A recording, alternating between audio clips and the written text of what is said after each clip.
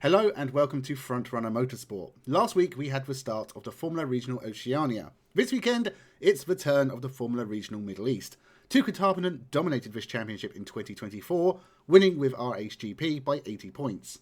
We have some familiar names to the series returning in 2025, as well as a batch of new faces, and some very exciting young talent coming through, very much worthy of keeping an eye on. We are going to go through every team and every driver, do a little preview for each, and at the end I'll give some predictions. Always hard to tell at this level who the cream of the crop will be, but I'll give it my best shot. I am really ill, I just want to go to bed. Bleh. So the quality might not be up to my usual standard, which is normally pretty low. Make sure you subscribe to the channel and let's jump into the video. Our Ace GP.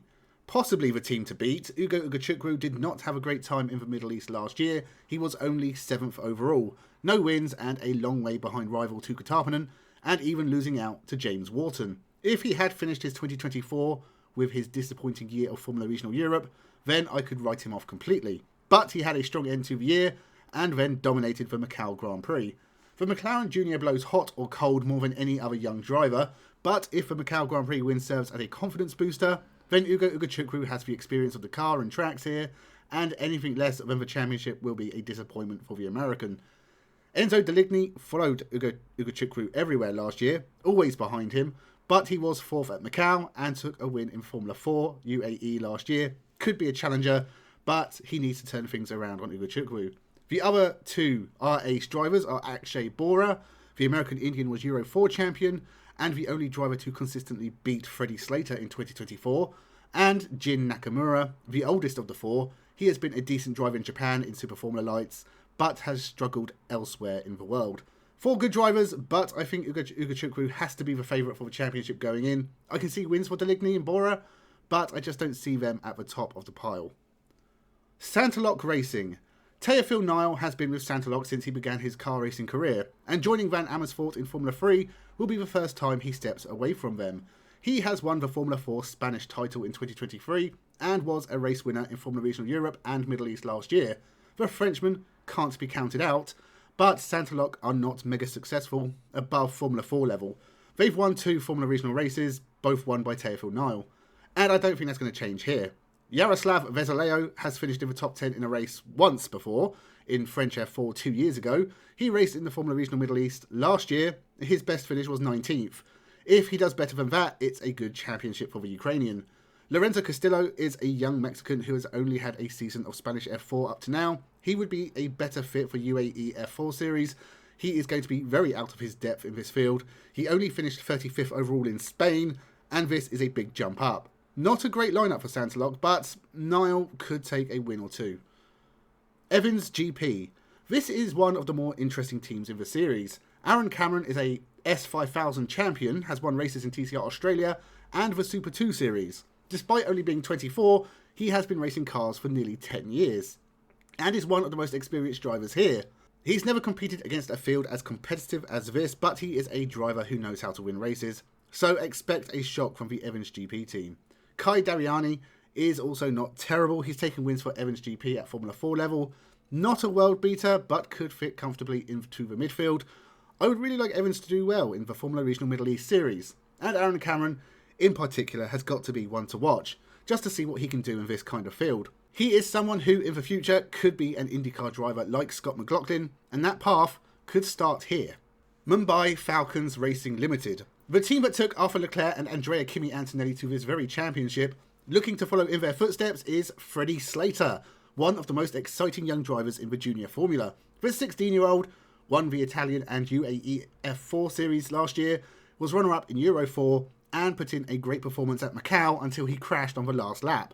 Freddie Slater has a huge future in front of him. You can forget Andrea Kimi Antonelli. Freddie Slater is the real teenage star we should all be watching. Not in a creepy way. Rashid Al-Dahari also put in some great performances and could have won the UAE F4 trophy had he not missed the final 2 races. And of course he's on home turf for most of it, so that might be an advantage. Reza Siroravan. Reza Siroravan. Siroravan. Reza Siroravan. Reza Siroravan. Riza Siwuruvan definitely knows how to win races, but the GB3 driver has only ever finished third in British F4. That's his sole achievement. That's not terrible, I guess, but he's going to be midfield at best here. And Jack Beaton lost out to Freddie Slater in the Italian F4 Championship, but is yet another decent young driver from Australia. Dorian Pan is set to join the series at some point, and it's her first go at this level, but she did take a win in last year's UAE F4 series. Mumbai Falcons have another seat open, but it's not been announced who it's for just yet. Strong lineup, as always, could be a Mumbai Falcons versus RHGP Championship. PHM Racing / Axel GP. These teams are listed separately, but they are both running out of the PHM garage. Brando Badoa is the one standout here, the son of the best forgotten Formula 1 driver Luca Badoa. He has never won a race, but is usually consistent, gets podiums, and has finished in the top 10 of every championship he has taken part in since the start of 2023, including 10th in last year's Formula Regional Middle East. He will improve on that, and I even think top 5. The other 3 drivers feel like PHM just picked them up from a bus station they happen to be sleeping at. American Everett Stack has never finished higher than 13th in a championship, and that was Formula Regional America in 2023, of which there were like 13 drivers total. Aditya Kulkarni looked okay in GB4 in 2023, but struggled on his move up to GB3, finishing 19th overall. And Jaden Parriott finished 3rd in Formula 4 India last year, but whenever he has raced in Europe, he's been pretty hopeless. All these guys are backmarkers except Brando Badoa. I don't think it will be enough to help PHM win. In fact, it will almost certainly not be enough. ART Grand Prix. A French-Japanese effort, Kanato Lee has a few podiums at Formula 4 level, but has struggled in Formula Regional, 18th overall in Europe last year, and only 1 point scored in the Middle East as part of a half-series effort. Never really been all that impressive, even at Formula 4 level, and it remains to be seen if he can be competitive. Taito Kato is a Japanese driver racing under a French licence. The French F4 champion of last year is still very inexperienced, but has shown he can be a winner. And the jewel in the ART crown, Evan Gilter, one to watch definitely. He was also a French F4 champion and was decent on his debut season of Formula Regional Europe. Definitely one to consider for the championship win. Origin Motorsport. The Chinese team has 2 Chinese drivers who raced in this series last year. Neither scored any points. Wang Zhongwei was 35th of 35 drivers, and Ricky Liu didn't do much better in 26th. Expect more of that, frankly. Fighting not to be last. Pinnacle Motorsport. Our final team is Pinnacle Motorsport, and they have a strange lineup of drivers appearing in 2025. Ernesto Rivera is a Red Bull Junior and took a win in the Spanish F4 series. The 16-year-old is here to gain experience. Fellow Mexican driver Jesse Carrasquedo Jr. has the experience but not the results. He was 25th in this series last year and wasn't much better in Formula Regional Europe, but he did at least take a win in Eurocup 3.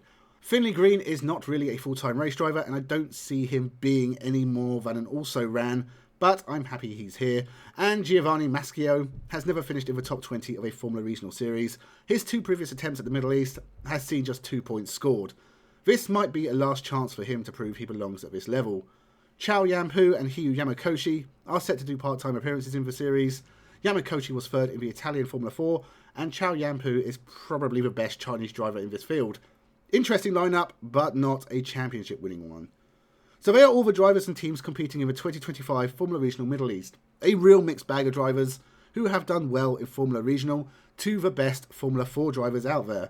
But there are a few duds, and a few of these guys won't be scoring points. As for my predictions, I think Ugo Chukwu has to win this championship. His previous failures at Formula Regional level need to change before he goes to Formula 3. He has the Macau win behind him. He should do well. But I think Evan Gilter will win the championship. The Frenchman was really impressive in 2024, and he will continue that form for a grand 2025. Freddie Slater, Aaron Cameron, Akshay Bora, Brando Badoa, and Rashid Al-Dahari will all be top contenders. Formula 4 UAE is also kicking off this weekend, so enjoy all the motorsport on offer. Subscribe for more. Let me know your thoughts in the comments below. Thank you for watching, and have a good one.